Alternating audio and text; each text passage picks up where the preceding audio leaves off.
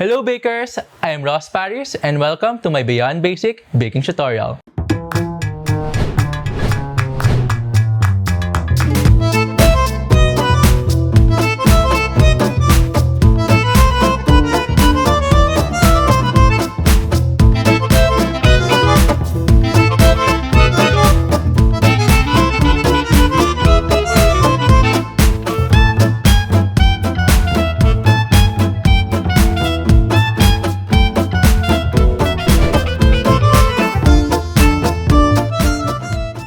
A quick background about myself, I started baking since I was in college. I'm a hotel and restaurant management graduate from Our Lady of Fatima University.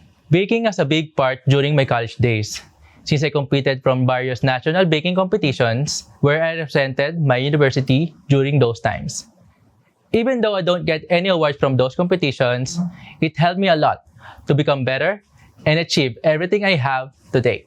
Moving forward, after ko graduate, I worked for a BPO company for about 3 years. Then after that, I decided to become a freelance and do baking full-time. And the rest is history. Of course, hindi naman lahat natutunan ko in just one snap. I can say that I really learned from my experiences. And I am proud to say that I am a self-taught baker. My whole baking journey is not easy. There's a lot of failures, trial and errors, difficult challenges, and more. But I never give up until I get where I am today. So if you're planning to do baking as a business, kailangan malakas ang loob mo, mahaba ang pasensya mo, at gusto mo talaga yung ginagawa mo. When I was starting, I only bake cupcakes and brownies. Then I just post this online.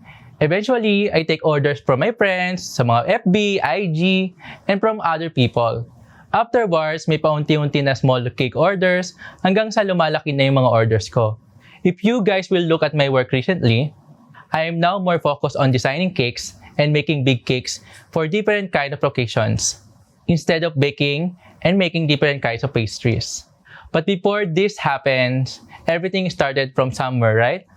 Everything started with a dream that one day I can be big enough to conquer my chosen path. So you guys watching now, I know nandito kayo ngayon because you want to learn something from me. And I want to help you to start your own path in baking. Mapahabi man yan, or if you're planning to make and start your own business. This baking tutorial is for all. Mapa-beginners ka man, hobbyists, or practitioners, or maybe part-time bakers, or even you do baking professionally. Welcome kayo dito.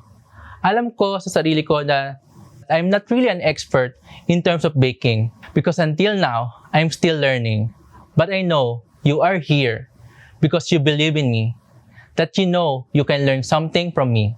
And by the end of the day, I will be generous enough to share my knowledge to you guys. Everything I know, beyond basic baking. In this baking tutorial, bukod sa mga recipes, ituturo ko sa inyo yung mga iba't ibang baking techniques na ginagawa ko that will ease your baking life and will help you become more efficient and effective baker. So, let's start! How to measure dry ingredients. Ano-ano nga ba yung mga dry ingredients? We usually have flour, cocoa, sugar, baking powder, baking soda, cornstarch, or anything na powder na gagamitin natin sa pagbe-bake. First, for big portions, like flours, I always start by sifting them before measuring them. Ngayon, kuha naman tayo ng isang mixing bowl at yung strainer or sifter na gagamitin natin. Isalin natin yung flour na gagamitin natin sa sifter. Then, tsaka natin i-start na siyang itaktak or alugin yung sifter hanggang sa mahulog yung flour doon sa mixing bowl.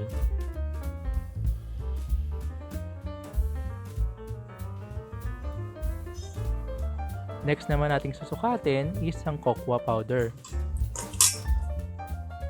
Yung cocoa powder, mas mahirap siyang i-sieve dahil parang mas madikit or mas makapit nung every granules or yung mismong powder niya. Kaya medyo messy kapag ginagawa siya. Kaya unti-unti lang na pag-sift ng cocoa.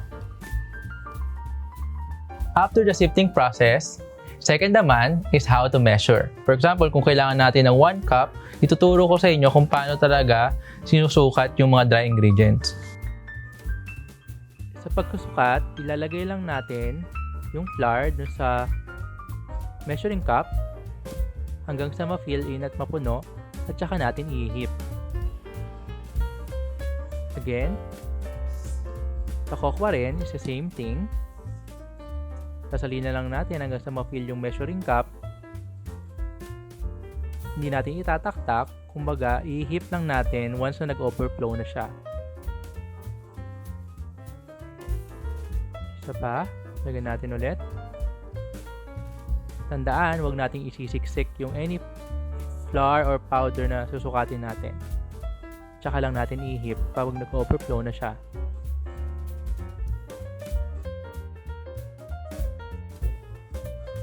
Ngayon naman, try natin sukatin yung salt.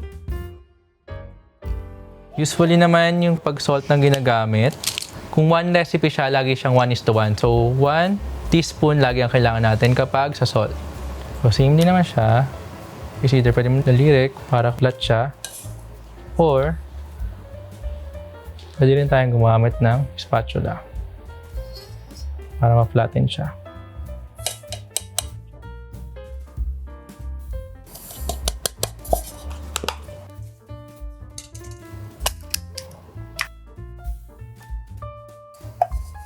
And pag sa sugar, pwede naman siya na direct na natin na ganito. No need na natin siyang isip. So, sa i-level lang natin yung kailangan natin.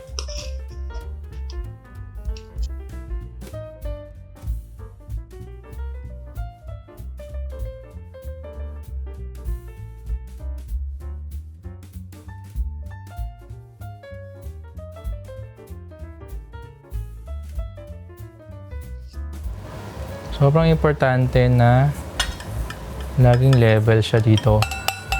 Kasi ang baking is a science. Dapat walang labis, walang kulang. Okay?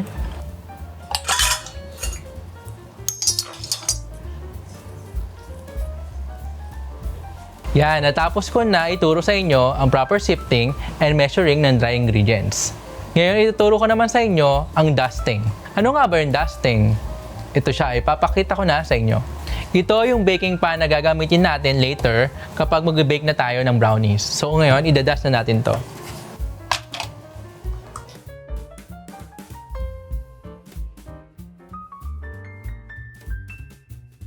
So ngayon, lalagyan na natin siya ng vegetable shortening.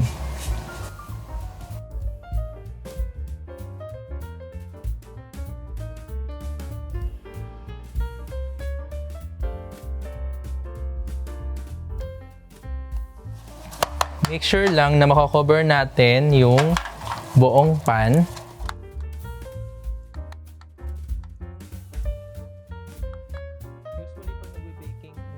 Usually kapag nagbe-bake ako, lagi ko lang siyang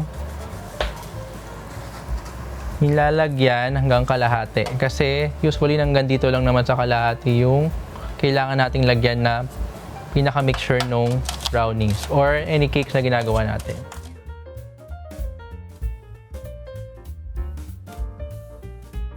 Na-cover na natin siyang mabuti. Tsaka natin siya lalagyan ng flour. Pwede tayong kumuha dun sa flour na sinip natin kanina. Yan. Lagyan lang natin ito ng flour. Set aside. Yan, tsaka natin siya i-dust.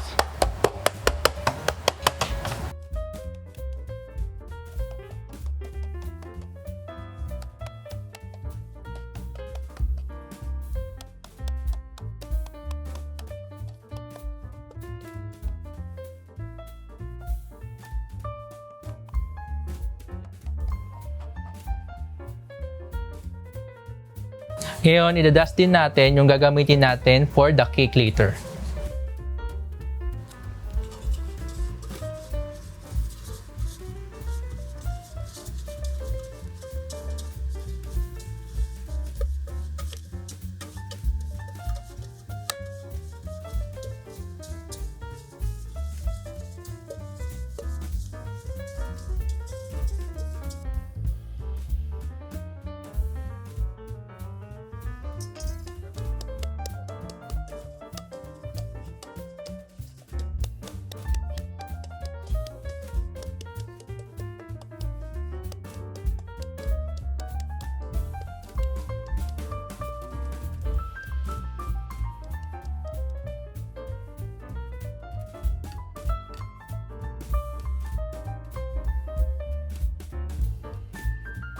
We need consistency and right amount when it comes to baking. Baking should always be precise. Unlike cooking, we can add salt if kulang pa sa alat or add some spices if kulang pa sa lasa. Kaya nga yung iba nabobore sa baking because you live by the book. Kailangan walang labis, walang kulang. I learned this practice from my professor or baking mentor from college. And since then, ginagawa ko na siya.